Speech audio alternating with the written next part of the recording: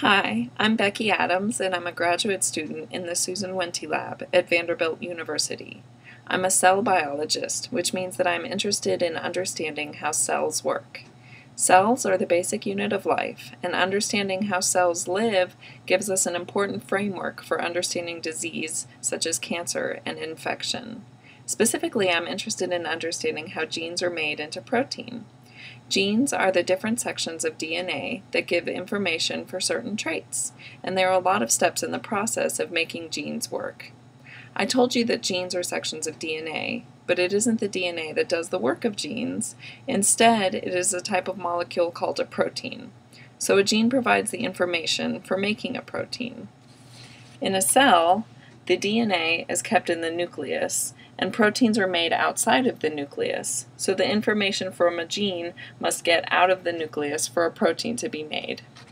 Imagine that a cell is like a kitchen, and you keep your cookbook in the pantry. So a cookbook provides the information for making a lot of different meals, but say you only want to make one meal.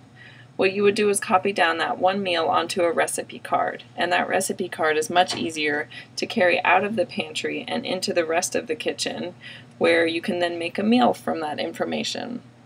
The way a cell works is very similar.